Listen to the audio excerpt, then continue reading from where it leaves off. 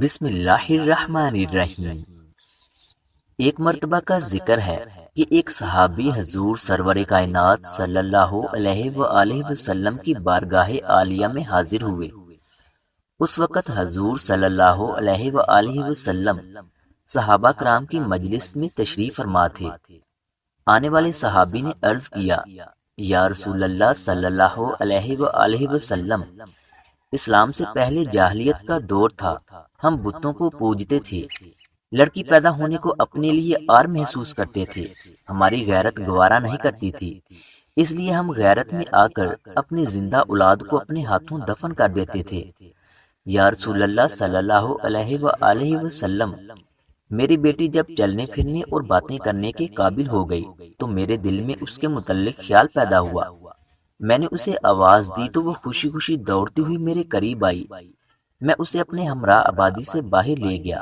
وہ اپنے انجام سے بے خبر میرے ساتھ خوش خوش مجھے ابا ابا کہتے ہوئے میرے پیچھے بھاگتی چلی آ رہی تھی۔ آبادی سے باہر میری زمین تھی جس میں ایک کنواں تھا۔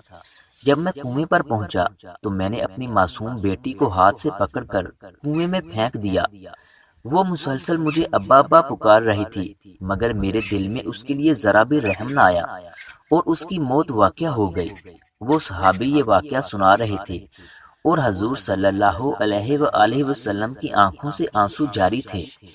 صحابہ کرام میں سے ایک صحابی نے واقعہ سنانے والے صحابی سے فرمایا، آپ نے اللہ کے رسول صلی اللہ علیہ وآلہ وسلم کو غمگین اور افسردہ کر کے کیا لیا ہے؟ حضور صلی اللہ علیہ وآلہ وسلم نے منع کرنے والے صحابی سے ارشاد فرمایا، اس کو مت منع کرو۔ پھر فرمایا، ایک مرتبہ پھر اس واقعہ کو بیان کرو۔